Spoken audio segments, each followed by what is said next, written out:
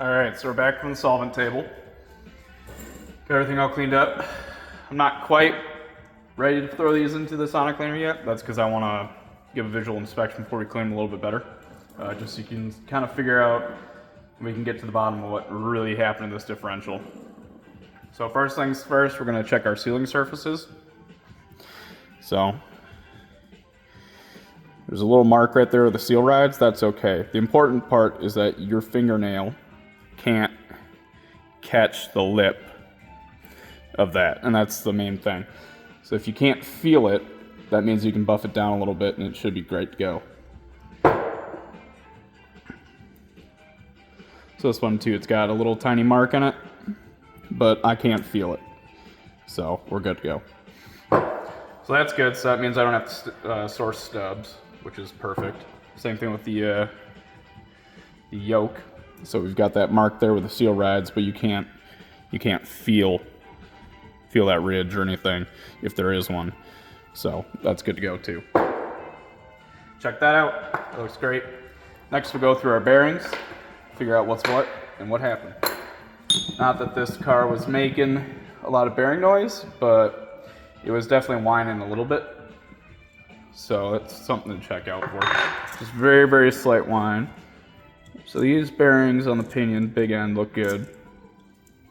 A little streaky, but that's okay. And the race, same kind of thing. There aren't any big pock marks, and it's not beat too down. So it's not amazing. I mean, this is a 4-year-old race in a car that's probably only had the gear oil changed a couple times in its life. So it actually looks pretty good for that. And you can usually tell and feel if it's got anything hidden in there, and I can't feel anything like a metal embedded or like a pock mark or something like that, so that's good. Then we'll go through our carriers. So same thing with this. For a 4-year-old bearing, not bad. It's got the streak in it, whatever, but there's no obvious pock marks or embedded metal or anything else like that. And no pitting per se, so it looks pretty good. It's hard to pick up my camera. It looks good. Same thing with the bearing, just check that over. It's just streaky. That's all right.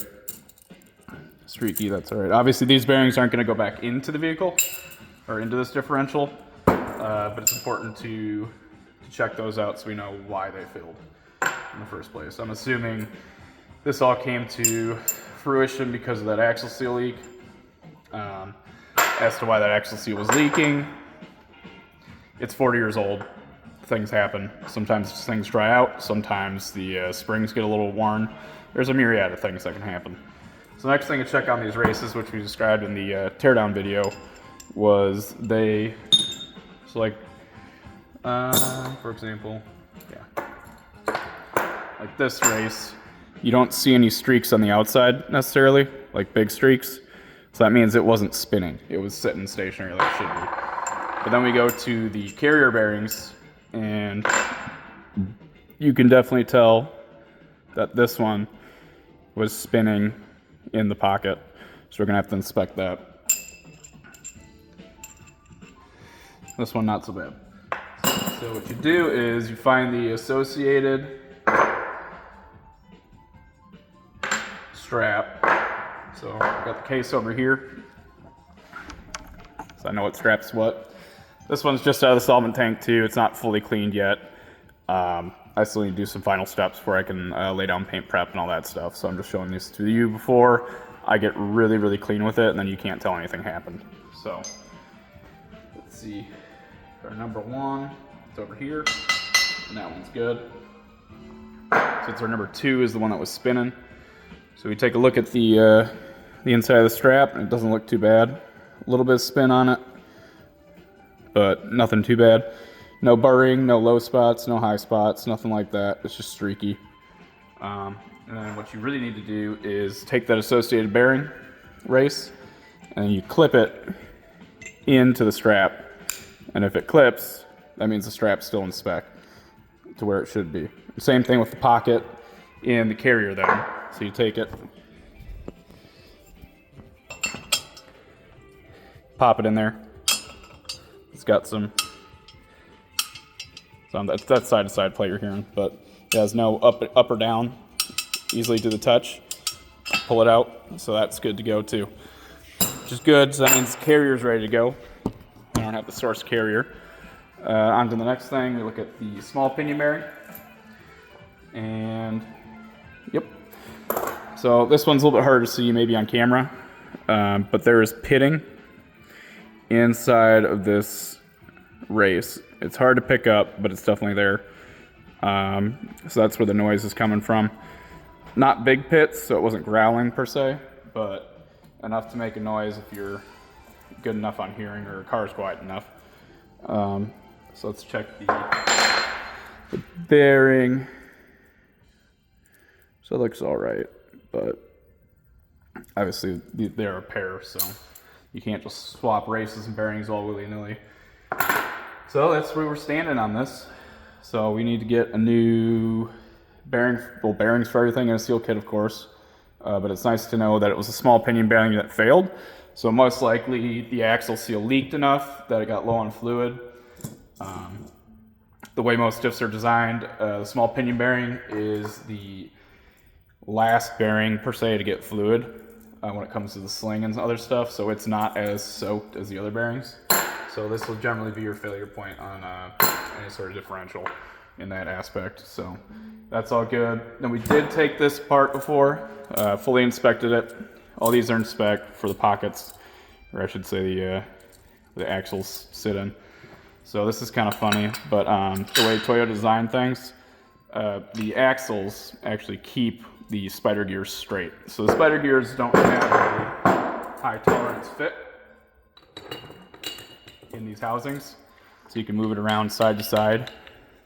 I don't know if you can see that, but you can move it around side to side and whatnot. And that's because the shank on the axle is what holds the spider gears true. So you got to inspect this too to make sure this isn't out of round or anything crazy too. It's got a little blemish right here, but I'll buff that out. And same thing with this one. This one's still true too. Little blemish, not a bad thing to buff out. These aren't worn too down, which is nice. And same thing with the washers that go in between. So they're still in good spec too. So we're all good on that side of things. Pin as well. Pin's not beat. A lot of times you'll see them get out of round, other stuff like that, depending. But this is all in good shape. So we're heading in a good direction. Should be a pretty straightforward rebuild past this. I'll catch you guys back up once I get all the bearings and seals in, which I got to figure out what's what. Another thing I missed on the teardown video that I didn't get to show you, the axles are held in by these little tiny clips. The stubs, I should say, are held in by these little tiny clips. And they go, like, they're essentially a circlip, but they go up here and they hold the spider gear onto the actual shaft itself. And that's what holds the spider gear on, and the axles in. So that's an interesting old design that's been gone away with for a long time, because even the Toyota 7 series, they have actual circlips now. So that's cool. Another interesting thing, this is so obviously this is a 6.7 out of a Celica, but this is a 6.7 pinion out of a Corolla. So A86, this is a 410 from Weir. And in case you're wondering, you can, with some modification, not too much, but some, put a Corolla gear set into a Celica. It's not out of the realm of possibility. It's not too hard to do. They both share the same bearings. You just got to make sure that the spline count for the pinions is the same and the thread count. And then from there, it's not too difficult to get them shimmed up to line up. Another thing to notice and think about is the fact that